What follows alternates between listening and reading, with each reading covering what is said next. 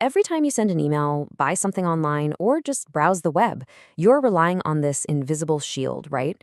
A kind of secret handshake called encryption that keeps all your stuff safe. But what if I told you that all of today's encryption has an expiration date? And that deadline is being set by a completely new kind of computer that's just over the horizon. This, my friends, is the quantum threat, and we really need to get our heads around it. So let's dive right in and break down what this quantum threat actually is. We're not just going to talk about the danger, but also the incredible, almost sci-fi level work being done to build a new, quantum-proof foundation for our entire digital world. And that question right there, it's not science fiction anymore. It's the promise, and frankly, the threat of quantum computers. See, they don't just think faster. They think in a completely different way. They operate on these bizarre principles of quantum mechanics that could make all of our current digital locks and safes, well, completely obsolete. Think about it this way. Our modern security, things like RSA and ECC that protect your banking and messages, they're all built on math problems that are just impossibly hard for even the biggest supercomputers to solve. It's like trying to find 2 specific grains of sand on every beach on Earth. But there's an algorithm from back in the 90s called Shor's algorithm that basically gives a quantum computer a treasure map to find those exact 2 grains of sand, like instantly. Okay, and this is where it gets really urgent. This isn't some far-off future problem. It's a today problem. Right now, adversaries are doing what's called a harvest now, decrypt later attack. They are sucking up massive amounts of our encrypted data.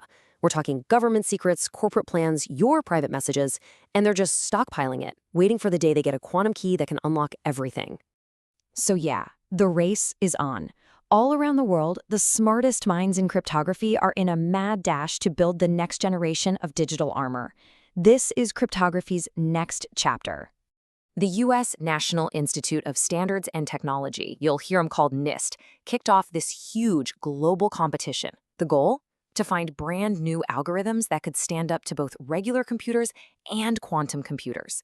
They got 82 submissions from all over the planet.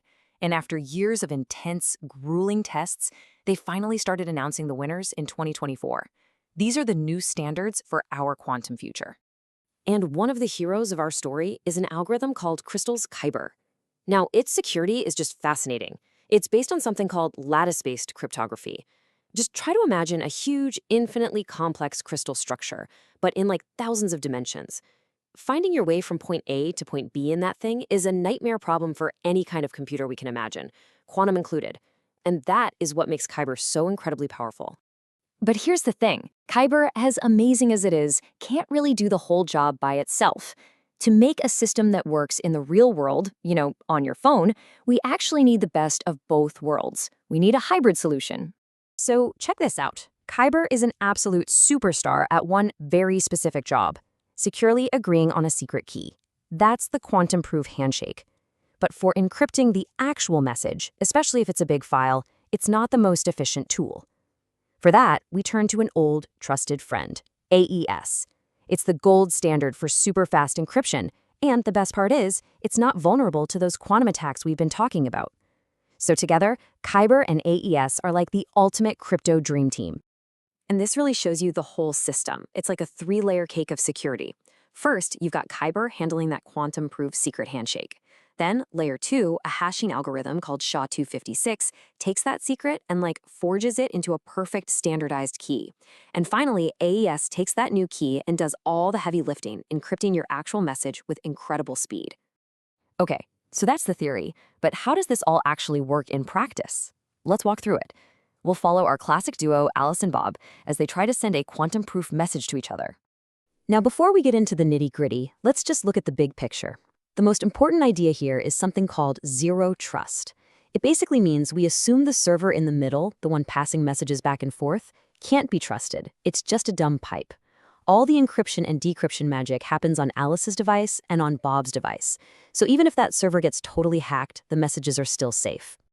All right, this flowchart maps out the entire journey. Now, don't worry about trying to read every single box. We're going to break it down nice and easy step by step. Let's just follow the data, starting with Alice wanting to send a secure message over to Bob. So first up is the handshake. Alice grabs Bob's public Kyber key, which anyone can see, and she uses it to create 2 things. First, a secret that only she and Bob will share. And second, an encrypted version of that secret. It's like she's putting the secret in a special lockbox, and only Bob's private key can open it.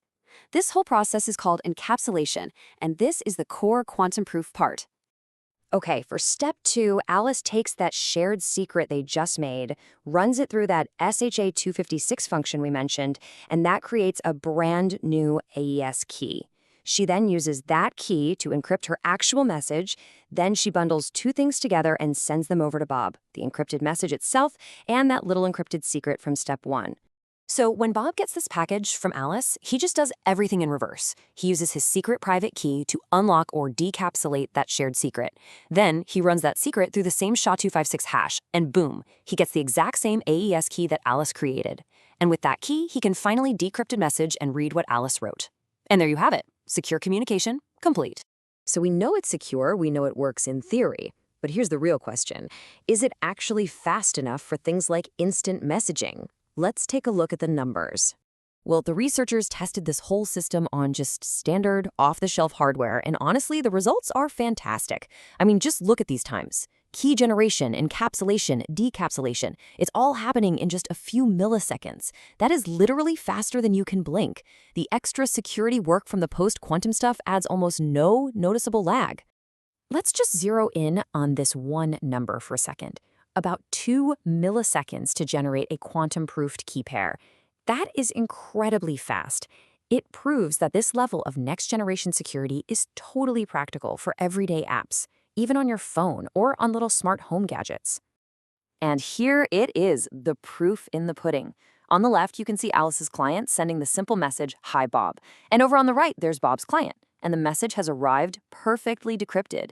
This isn't just a diagram or a theory anymore. It's a real working system showing that this powerful security engine just purrs along smoothly in the real world. So, what's the big takeaway here? What does all of this mean?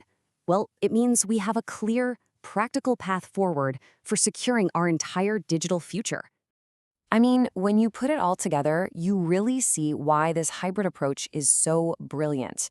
You don't have to choose between security and speed. You get the future-proof protection of quantum-resistant algorithms for that critical key exchange, but you get the lightning-fast performance of AES for the actual data. And it's all built on that zero-trust idea that guarantees privacy. It's really the whole package. Look, this whole project isn't just some paper in a lab.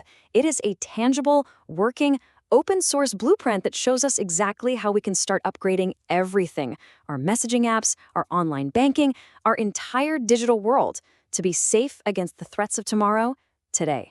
This work proves that a faster, safer, and more private digital world isn't just a possibility, it's ready to be built right now. The blueprints are here. They are tested, and they are ready for whatever the future decides to throw at us. So the only real question left is, are we ready to upgrade our digital armor?